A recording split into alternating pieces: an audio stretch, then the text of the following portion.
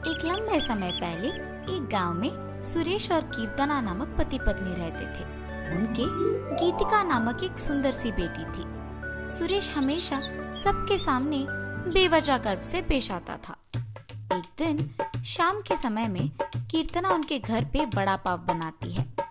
कीर्तना, तुम्हारे हाथ का ये वड़ा पाव सच में बहुत स्वादिष्ट है।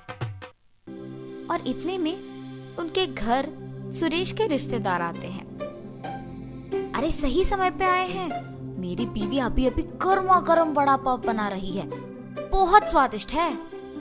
कीर्तना, जरा मेरे रिश्तेदारों के लिए भी वड़ा पाव बना के ले आना। जी अभी लाई। ये कह के गर्मा गर्म वड़ा पाव बना के वहां लाती है और उनके रिश्तेदारों को परोसती है। उनके रिश्तेदार उसे खाने के बाद कहते हैं, सुरेश, तुमने ठीक कहा, हम वाकई ही सही समय में आए हैं, वरना इतने स्वादिष्ट वड़ा पाव हम नहीं खा पाते।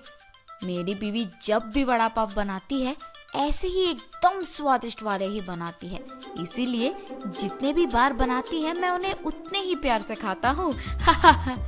हाँ, बात तो सही है, इतने स्वादिष्ट वड़ा पाव तो कोई आसानी से नहीं बना सकता।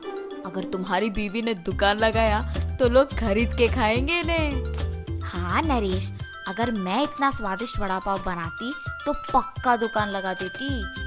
अगर मैं अपनी बीवी के साथ एक वड़ा पाव का दुकान शुरू करूंगा तो सभी वही आके खाएंगे और उन्हीं स्वादिष्ट वड़ा पाव के बारे में सारा गांव बात करेगा। ये एक अच्छा सोच है।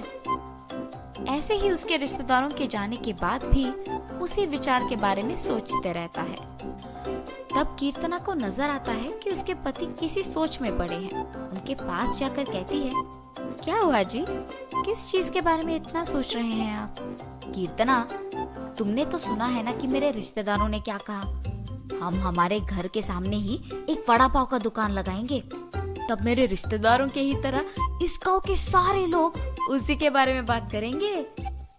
ठीक है, आपके विचार के अनुसार ही हम वड़ा पाव बना के बेचेंगे, लेकिन आपको अब से ऐसे बेवजह गर्व की बातें करना बंद करना पड़ेगा। अगर आप इसी बात को मानकर अपने बर्ताव को बदलने का वचन देंगे तो ही हम ये व्यापार शुरू करेंगे। हाँ, अब अगर मैं अपनी बीवी की बातों को नहीं मानूंगा तो वो शायद व्यापार शुरू करने के लिए नहीं मानेगी और मेरे ख्यालों के अनुसार कुछ नहीं होगा। ठीक है कीर्तना, तुम्हारी इच्छा के ही अनुसार मैं अपना बर्ताव बदलूंगा। हम कल से ही वड़ा पाव बना के बेचेंगे। और ऐसे ही वो बाहर जाकर वड़ा पाव की तैयारी के लिए जरूरी सामग्री लेकर आता है और अगले दिन नरेश उनका दुकान शुरू करके उसकी बीवी को वड़ा पाव बनाने के लिए कहता है। कीर्तना उसके पति के बातों के अनुसार ही वड़ा पाव बनाना शुरू करती है। स्वादिष्ट और गर्मा गर्म वड़ा पाव, आइए बाबू आइए।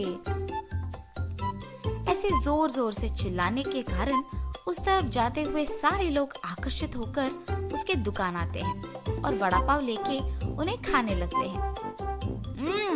सुरेश, वड़ा पाव तो बहुत गर्म और स्वादिष्ट है। हाँ, अब तक मैंने इतने स्वादिष्ट वड़ा पाव कहीं नहीं खाया है। हाँ, मेरी पत्नी बहुत अच्छा वड़ा पाव बनाती है, उसकी तरह तो और कोई नहीं बना सकता है। ऐसे उनको वड़ा पाव देकर उनसे पैसे लेता है। उस रात को जब बैठ के वो आए हुए पैसों की गिनती करने लगते हैं तो कीर्तना कहती है, अरे वाह, पहले ही दिन हमें लाभ आया है जी। निवेश के पैसों से ज्यादा पैसे तो हमने कमाया है। क्या सच में? अगर हमने ऐसे ही इसे बरकरार रखा ना तो जल्द ही हमारा बहुत बड़ा व्यापार बन जाएगा कीर्तना। हाँ, आप सही कह रहे हैं। पहले ही दिन उतने पैसे देख पति पत्नी दोनों खुश होते हैं। ऐसे ही वो हर रोज उनके सोच के मुताबिक वड़ा पाव बना के उसे बेचते हैं और कुछ ही दिनों में उनका व्यापार अच्छा चलने लगता है। मेरे सोच के मुताबिक ही हमारा व्यापार अच्छा चल रहा है, किसी और के दुकान में तो इतने लोग ही नहीं आते हैं। कुछ दिन पहले शुरू करने के बावजूद हमारा व्यापार बाकियों से बहुत बेहतर चल रहा है। और हमेशा की तरह सुरेश वापस बेवजह के गर्व में डूब जाता है और बाकियों को भी वही बातें सुनाते रहता है। उस दिन दुकान को आए एक आदमी को वड़ा पाव लाकर देता है। मैं यहाँ जब भी वड़ा पाव खाता हूँ बहुत स्वादिष्ट होता है, एक भी बार इसका स्वाद नहीं बदला। हाँ, आपने सही कहा, मेरी बीवी बहुत अच्छा वड़ा पाव बनाती है। नया व्यापार होने के बावजूद बाकियों से हमारा बहुत अच्छा चल रहा है। हाँ, ऐसे ही वहाँ मौजूद सभी से बात करता है और ऐसे ही बात करते हुए वो उन लोगों से पैसे लेना भूल जाता है। उसके पैसे ना लेने के कारण सभी वहाँ आके उसकी गर्व की बातें सुनकर पैसे दिए बिना चले जाते थे। कुछ दिन बाद सबको जब सुरेश की कमजोरी का पता लग गया तो वो वड़ा पाव मंगा के उसे खा के पैसे देने के लिए उसके पास जाकर वड़ा पाव के बारे में बात करना शुरू करते थे।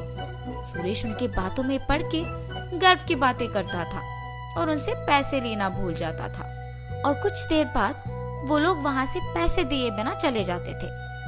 सुरेश के इस बर्ताव के कारण उनके व्यापार में नुकसान होता है और अचानक उनके सपने टूट जाने पर पति पत्नी दोनों बहुत निराश होते हैं।